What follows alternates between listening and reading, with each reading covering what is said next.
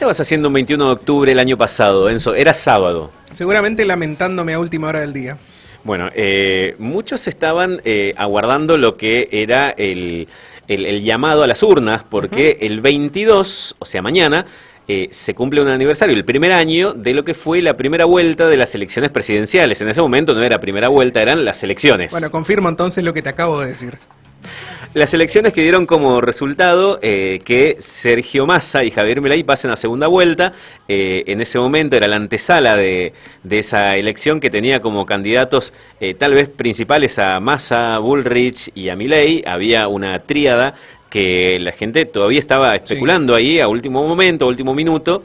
Terminó como resultado Sergio Massa teniendo más votos, tuvo 9.800.000, un poquito más. Después seguía Javier Milei con 8 millones y en tercer lugar quedó Patricia Bullrich con 6 millones y un poco más. Le faltó poco más de... casi el 3% le faltó a Massa para ganar en primera vuelta. Vos sabés que mirando estos datos y haciendo un repaso sobre lo que era la antesala de esa primera vuelta, uno de los actores que tenían un lugar preponderante ahí y que después empezaron como a tambalear eran las consultoras políticas. Sí. Porque también había como cierta coincidencia en que los relevamientos, los sondeos venían dando como un resultado, un parámetro que después fue sorpresivo para muchos. Y la pregunta es, ¿qué prendió el sector, el de los consultores y las consultoras políticas, luego de esas elecciones? Vamos a hablar sobre este tema con el vicepresidente de la Asociación Argentina de Consultoras y Consultores Políticos, que además estuvo aquí la semana pasada en Posadas, charlando con un gran público que asistió al evento para hablar sobre comunicación institucional, pero vamos a convocarlo a Federico Rey Lennon para hablar sobre el lugar de las consultoras y consultores políticos a un año de estas elecciones a las que hacíamos referencia.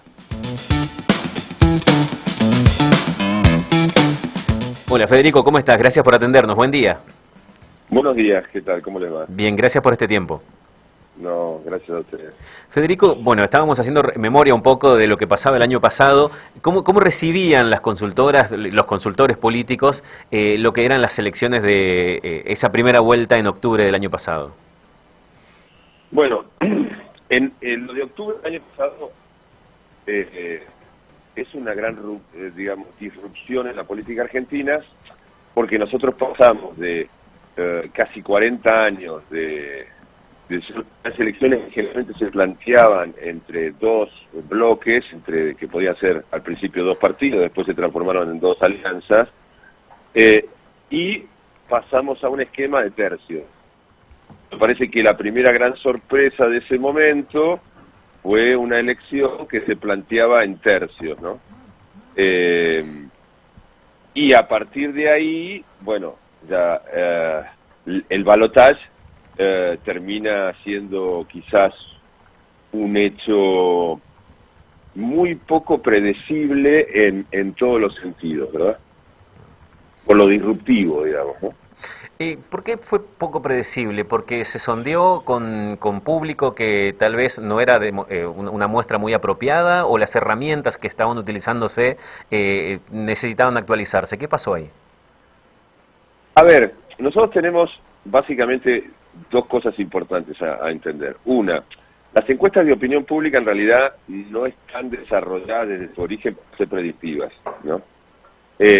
Sino para sacar una foto fija de cuál es la opinión de determinados segmentos de la población en un determinado momento. Ya casi a partir del principio, de que Gallup y Rupert en Estados Unidos empezaron a hacer este tipo de investigación social, se pensó que podía ser una buena herramienta para predecir el resultado de la elección. Claramente ahí hay un tema de interpretación de los datos que no siempre es el más adecuado, básicamente por lo que te decía, porque vos sacás una foto fija de un momento y a medida que fue avanzando la democracia en Occidente, lo que empezamos a ver es que muchas de las personas eligen a quién votar un día antes o a veces incluso en la mañana previa a las elecciones, sobre todo en elecciones muy, digamos, donde vos tenés una dicotomía muy marcada, ¿verdad? Ahí tenés un primer problema. El segundo problema es la gran dificultad que hay hoy en desarrollar encuestas, la mejor encuesta de todas, la más fiable de todas, que es la encuesta cara a cara, la encuesta domiciliaria, que es la herramienta tradicional que desarrollaron en su momento, como decía Gallup y Rupert, es cada vez más difícil de realizar. Entonces, la toma de información del entorno se hace compleja. Vos podés tener en algunos lugares rechazos del 10-1, o sea, ¿no?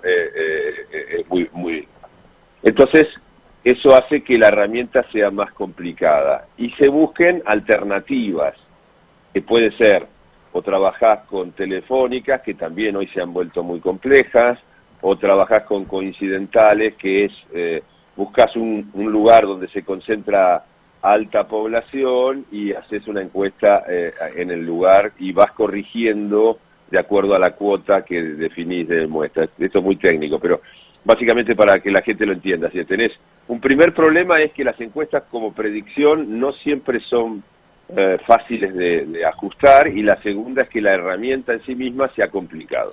Federico, ¿la gente ha dejado de contestar francamente las encuestas? ¿Por qué le consulto esto? Porque en el año pasado, previo a las elecciones, el panorama era uno y también las encuestas daban un panorama. Ahora el resultado terminó siendo otro y realmente causó un cierto desconcierto. ¿La gente es probable que diga una cosa en las encuestas y después en la urna haga otra cosa?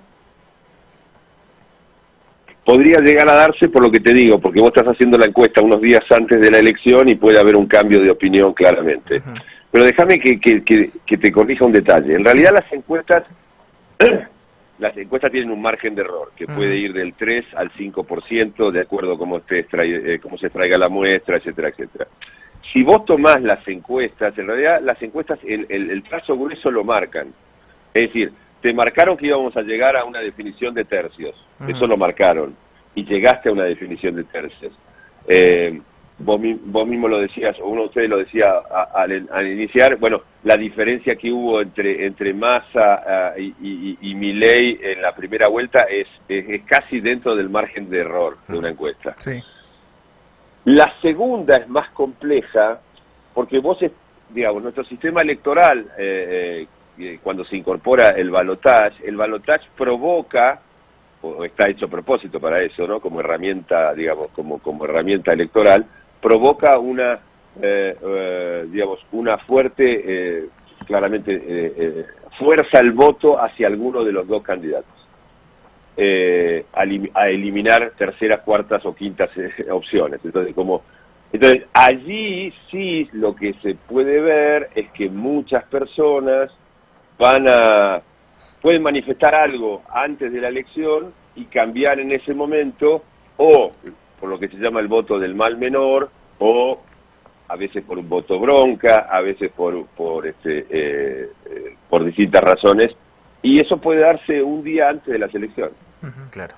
Si este porcentaje, ponele, fuera un 12, 3, 15%, como a veces sucede, eso te modifica absolutamente cualquier elección, ¿no? Federico, también pensando en lo que ha transcurrido en todo este año, ¿cómo han tenido que ir respondiendo, ajustando herramientas, midiendo de otras maneras, tal vez, desde las consultoras o los consultores, todo lo que ha sido el desempeño del presidente Javier Milei, que, como fuimos viendo, tiene salidas que pueden cambiar el escenario de un momento al otro? Es como que es un escenario muy inestable, muy impredecible. ¿Qué han tenido que hacer en este trayecto las consultoras, los consultores? Bueno, hay dos cosas que decir. Primero, aparecen las herramientas tradicionales ya también, porque no es novedoso, de la investigación cualitativa. Entonces vos vas a ver que tanto los focus group como las entrevistas en profundidad se destacan como una herramienta interesante para medir, ya no quizás de una manera más cuanti, pero sí ver algunas cuestiones de insight, de cuestiones más profundas de lo que está pensando el ciudadano y la ciudadana, ¿no? Entonces, esa es una manera. La otra es trabajar lo que vulgarmente se llama como Big Data, es decir, con los datos que surgen de las plataformas digitales, ¿no? Que también es una herramienta interesante. Claramente allí tenés un problema muestral, porque nunca sabes exactamente cuál es la muestra total del universo, pero es una herramienta que te permite corregir muchas veces, ¿no? O sea, ver qué es lo que está pasando dentro de los medios sociales y a partir de allí podés hacer alguna proyección. Y déjame que te aclare una cuestión más. Dale. Mucho de lo que se publica no necesariamente tiene los parámetros de calidad que nosotros esperamos o propiciamos dentro de ASACOP, ¿no? Entonces también hay que tener en cuenta a veces eso, ¿no? Hay algunas cosas que se publican que no pasarían un control de calidad técnico profesional. Mira. O sea que eso muchos resultados de encuestas sobre los que hablamos a veces son encuestas que no son muy rigurosas en su realización. Exactamente, habría que ver siempre. Yo siempre le digo a los colegas de ustedes, ¿viste? Cuando me preguntan, digo, mira, la World Association for Public Opinion Research tiene ha hecho un resumen de qué es lo que deberían ver ustedes como periodistas a la hora que les llegue una encuesta, ¿no? Es decir, hay cuestiones clave. ¿Quién es la encuestadora? ¿Para quién está trabajando? ¿Dónde tomó la muestra? ¿Cuándo tomó esa muestra? Hay determinadas cuestiones, cuál es el margen de error, ¿no? El intervalo de confianza, es decir, hay una serie de herramientas más técnicas que a vos te pueden estar dando si lo que estás leyendo es realmente una encuesta que tiene esos parámetros de calidad, lo cual no quiere decir que después pueda tener algún error, porque los errores en las encuestas, los errores muestrales yo los puedo claramente tener con un número concreto, pero hay errores de procedimiento o, como decían ustedes, podés tener una espiral de silencio particular y hay determinadas cuestiones que no las podés prever, errores que no podés prever. Pero estaría bueno también ver exactamente quién es el que está publicando y haciendo la encuesta y para quién, ¿no? Queda claro. Federico, una última, bien. agradeciéndote el tiempo y los conceptos que nos estás compartiendo. ¿Es un presidente que requirió algún tipo de ejercicio especial a las consultoras, a los que hacen trabajo de consultoría? Digo, porque el ejercicio del cargo que estamos viendo se dista bastante de cómo venían ejerciendo los últimos presidentes, por lo menos aquí en Argentina. ¿Han tenido que ajustar herramientas? ¿Han tenido que también abordar de otro modo las mediciones con Javier Milei en la presidencia?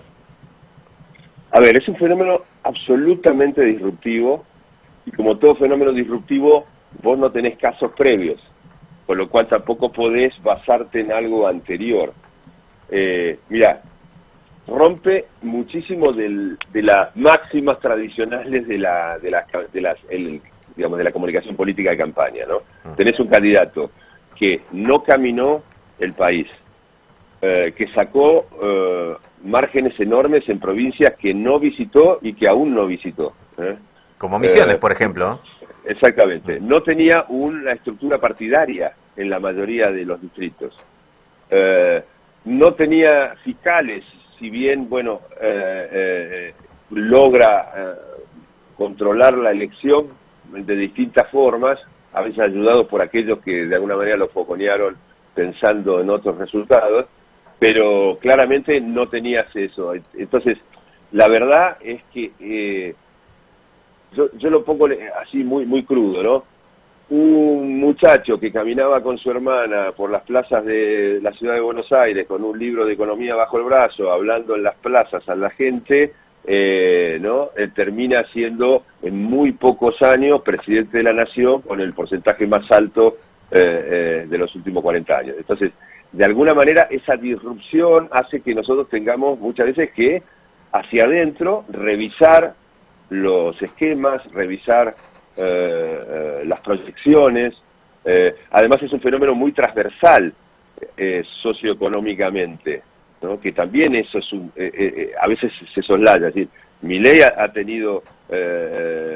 logrado traspasar las barreras de clase, las barreras socioeconómicas y culturales, ¿no? Claro. Entonces, también eso hace que sea muy complejo, ¿no? En un país que ya de por sí, por su extensión, por sus regionalismos muy marcados, por esa descompensación enorme que nosotros tenemos, que es el AMBA, también hace que no sea tan fácil de medir como países más homogéneos, digamos. Claro. ¿No? Federico, gracias por este tiempo y la gentileza de conversar con nosotros. Muy amable. No, muy amables ustedes. Muchísimas gracias. Hasta luego. Hablamos con Federico Rey Lennon, él es vicepresidente de la entidad que nuclea a las empresas consultoras, a los consultores políticos, es vicepresidente de ASACOP, que es la sigla que representa a esta entidad, hablando a un año de las elecciones presidenciales de aquel 22 de octubre del 2023, en el que se empezaba a trazar el panorama que derivó en la segunda vuelta y que hizo que Javier Milei llegue a ser presidente en la actualidad. Radio App suena bien. Suena bien. Dial 955. El rotativo del aire de Radio Rivadavia. Siempre antes, con la verdad. 2 minutos de noticias. 9 de la mañana en Buenos Aires, cielo ligeramente nublado, 23 grados 5 décimas la temperatura, 69 el porcentaje de la humedad, la máxima.